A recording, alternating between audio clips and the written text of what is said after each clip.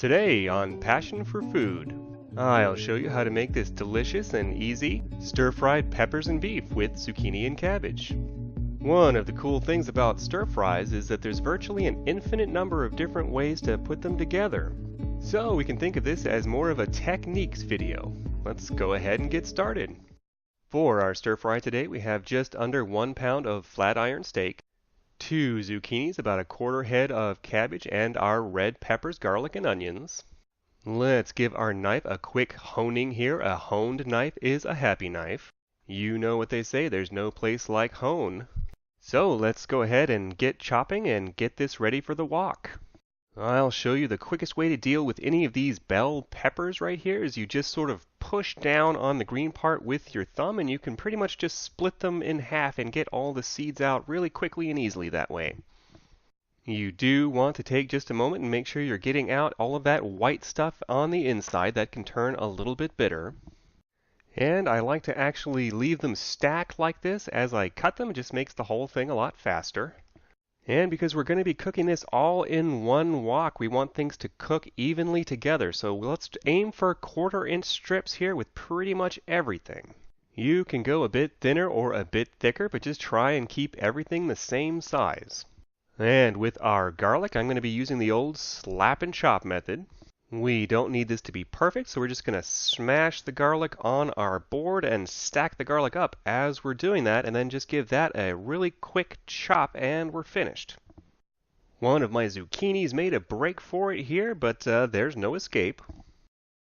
And we're going to do a fairly standard chop on our onion here. It doesn't really matter which way you cut these, just so long as you wind up with approximately 1/4-inch strips.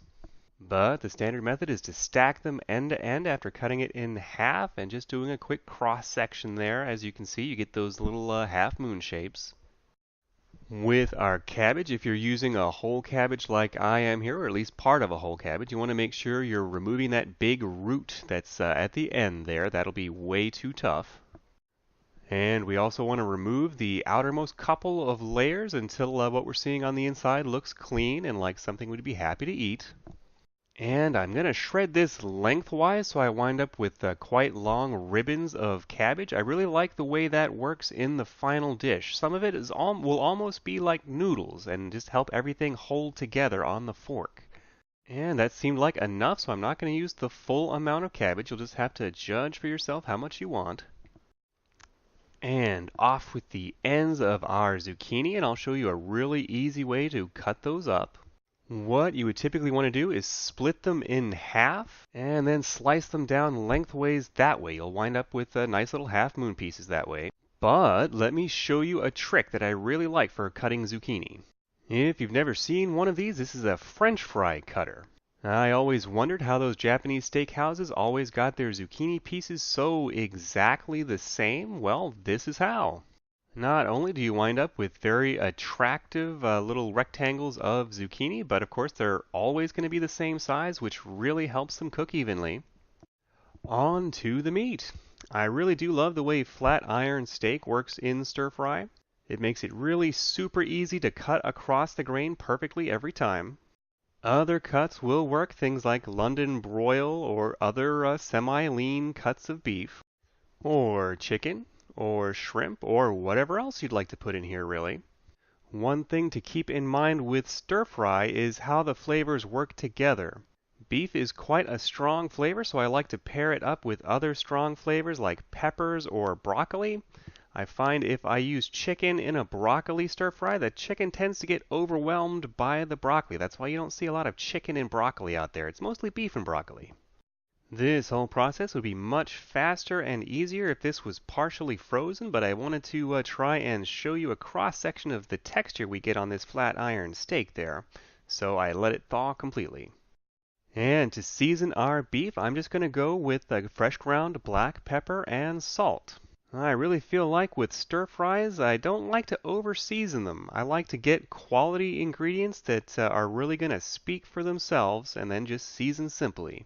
So once we're happy with the amount of salt and pepper on this, you just sort of want to mix it around with your hands to get everything more or less evenly coated. And that's it. It's off to the wok. And once you get your wok preheated, go in with your oil. In this case, I'm going to be using grass-fed butter. It would be more traditional to use vegetable oil for this, but anytime I can add grass-fed butter to something, I go for it. Just a quick note though, if I was using vegetable oil, I would have let the wok get a lot hotter before I put the oil in. Because I'm using butter, I didn't let it get as hot first, just because I'm not trying to brown the butter before I get my veggies in. And speaking of, we're just going to heap in everything you just saw there except for the meat. So, in no particular order, we go in with our peppers, garlic, onions, cabbage, and zucchini. And at this point, we're not going to season this at all. We don't want any additional moisture coming out of our vegetables. And we do want to try and get a little bit of a sear on as much of them as we can. That's going to add to our flavor in the sauce that's going to develop in this pan.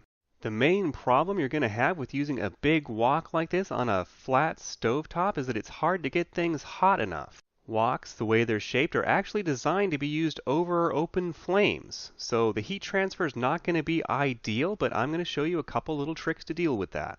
And the first trick is to fly in the face of all stir-fry tradition and to not actually stir-fry it right away. I like to let it sit a little bit and actually try and caramelize some of those vegetables before I start moving this around. And here's what it should sound like when things are going the way we want them to in the wok. You hear that distinctive sizzling? That's what we want. That's how we know we're stir-frying and not stir-boiling. I probably let things sizzle there for about 2 minutes before I started moving things around. You can see that steam start to come up around the outside. That's a good sign. We're looking for that. And here's where we start stirring the stir-fry. The goal here is basically to switch out the caramelized pieces at the bottom with the uncaramelized pieces at the top. And I'm actually going to let it sit again for a couple of minutes after that. And just keep repeating that pattern until the vegetables are about halfway done. It's a bit of a balancing act because what we want is caramelization of our vegetables, but we don't want things to caramelize and stick to the bottom of the wok, at least not too much. So after about a minute of caramelization, I'll show you my second stirring of the stir fry, and then let's zoom forward to the adding of the meat. And just for good measure, let's listen again to what this should sound like. You'll see pretty quickly after we add the meat why we didn't season our vegetable mix. So here we are about 5 minutes later, and we're going to go in with our steak. And as our meat cooks here, not only is it going to release a lot of moisture, but because it's well seasoned, it's going to help release moisture from the vegetables as well. A good stir. We want to get that meat broken up. We don't want the pieces sticking together. And at this point, I'm going to add something a little controversial. I'm going to add just about a teaspoon of MSG to this. Now, I know some people are freaked out by MSG, but you should really go check out the actual research that's been done on it. There hasn't been a single study that shows any harmful effects, so I'm totally fine with it. It lets you reduce the overall amount of other salts you're putting in it and just bumps up the savory factor a pretty significant amount. And from there, you just want to keep on stir-frying. And it's usually around this time that you need to start really paying attention to how it sounds and checking for moisture issues. You see how this sounds different than it did earlier? Not quite as sharp a sizzling sound. This is stir-boiling. And this is stir-frying. You can really hear the difference. Anyway, once we've determined we have too much moisture in the pan, what we want to do is form a little well in the center here. Because of the way woks are designed, things that are banked up along the sides are not going to get very much heat as compared to things on the bottom. And as you can see right away, that little well is getting filled with liquid. This is actually what's going to be the final sauce that'll be covering our stir fry. I'm not going to add any other sauces to this, just a tiny bit of soy sauce.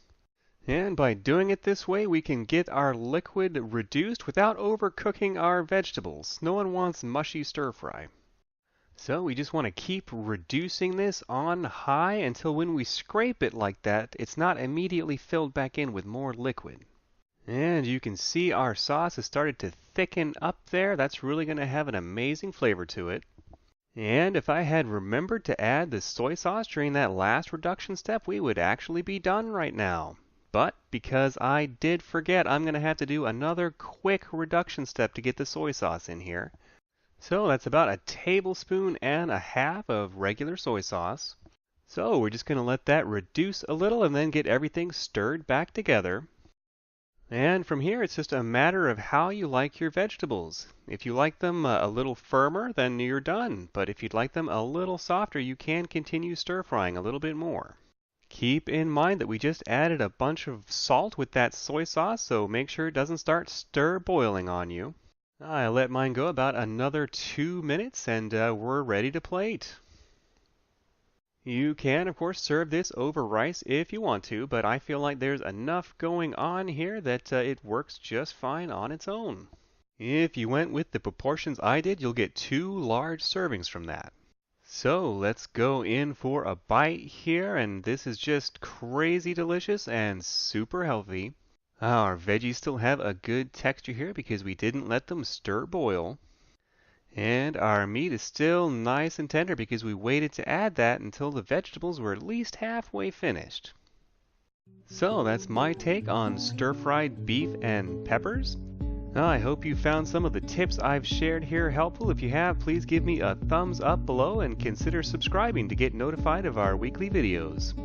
This has been Graham with Passion for Food.